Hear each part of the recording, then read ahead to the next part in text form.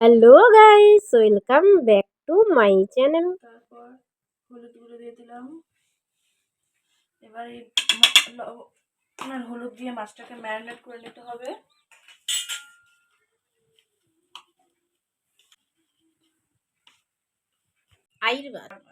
মাছ এই যে মাছটা ম্যারিনেট করা হয়ে গেল। এখন আমরা সবজি কাটবো আর মশলাটা রেডি করব। কেটে নিতে হবে। এই যে ফুলকপি কাটা হচ্ছে, তারপরে আলু কাটবে। ফুলকপি আর আলু দিয়ে করা হবে। ফুলকপি কাটা হয়ে গেল, আর টমেটো এখন কাটা হবে। টমেটো, আদা, কাঁচা লঙ্কা, জিরে গুঁড়ো, ধনে গুঁড়ো। কড়াই বসানো হলো, তেল দেওয়া হলো, এখন মাছ ভাজা হবে।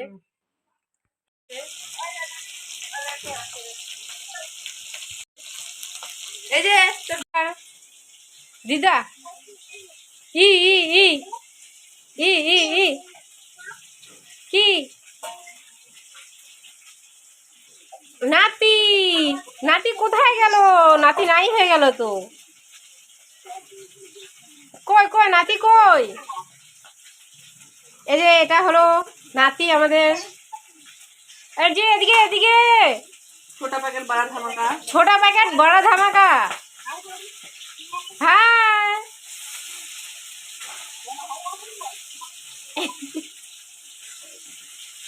হ্যাঁ, কি হচ্ছে? মাথা হাত কেন? কি? ও, এই যে মাছ ভাজা।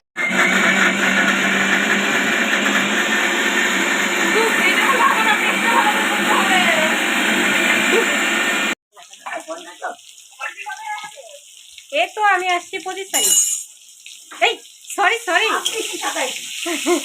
আর পরশুদিন আসছে, পরশুদিন। লবণ দিয়ে দিল, ও দিয়ে দেওয়া হলো। আর একটু হলুদ লাগবে সামান্য।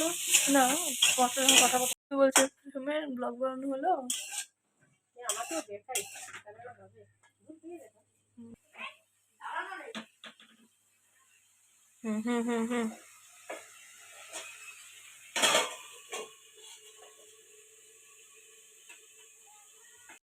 এই যে এখন একটু তেল দিয়ে দিল, এখন সোমবার দিতে হবে।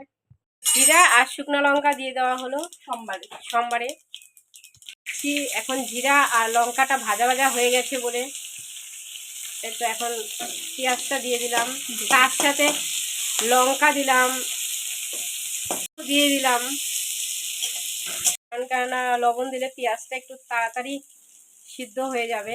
আর একটু হলুদ দিয়ে দিলাম, কারণ কেননা একটু ভাজা ভাজা হয়ে গেছে, আর একটু হবে। হয়ে গেল। এখন হলো যে মশলাটা ছেড়ে দিচ্ছি।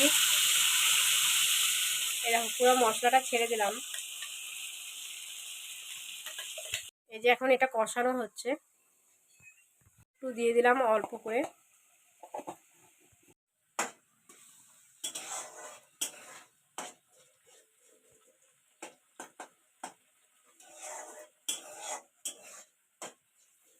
মোটামুটি কষানো হয়ে গেছে। এখন এই যে ফুলকপি আর আলুটা ছেড়ে দিলাম। এই যে এখন একটু ভাজা ভাজা হবে, তারপরে সামান্য একটু জল দিয়ে নামিয়ে দেব। এই তো কষানোটা অল্প অল্প হয়ে গেছে, আর কিছুটা হলে হয়ে যাবে। আর কিছুক্ষণ পরেই জলটা দিয়ে দেবো, আর একটু হোক। এখন জলটা ছেড়ে দিচ্ছি, সেটা কষানো হয়ে গেছে বলে। কারণ একটু শুকাবে, তারপরে একটু বেশি করে জল দিলাম।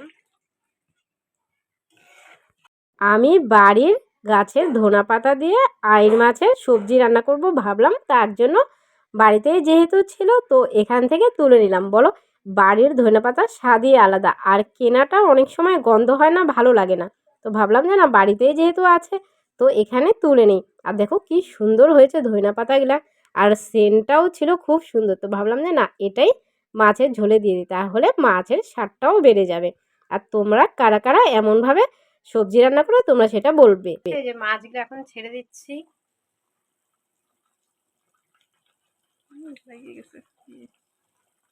এই মাছগুলো এখন ছেড়ে দিলাম, এখন দেখো আস্তে আস্তে ফুটবে, কিছুক্ষণ ফোটার পরে নামিয়ে দেব। সে দিয়েছি, এটা হলো বাড়ির গাছের ধইনা পাতা, তো এটা তো স্বাদ হবেই। একটু ফুটুক, কিছুক্ষণ পরে নামিয়ে দেব। হয়ে গেল সবজি, ঝোল রান্না হয়ে গেল। পাশে ভাত বসিয়ে দিয়েছি, তো ভাতটাও আর কিছু সময়ের মধ্যে হয়ে যাবে। তো তোমাদেরকে খাওয়া দাওয়া করে রিভিউটা দেওয়া বাকি। এই তো সবাই মিলে আমরা এখন একসাথে বসে পড়লাম, ভাগনা ভাগ্নি আমি। দিদি তো নাই, দিদি তো গেছে বাইরে, তো আসবে ও তখন খাবে। তো ভাবলাম যে না, তোমাদেরকে বলি যে আইড় মাছের ঝোলটা কেমন হয়েছে। আইড় মাছের ঝোলটা সত্যি খুবই ভালো হয়েছে। আর আইড় মাছ কার কার ভালো লাগে তোমরা সেটা কমেন্টে বলো।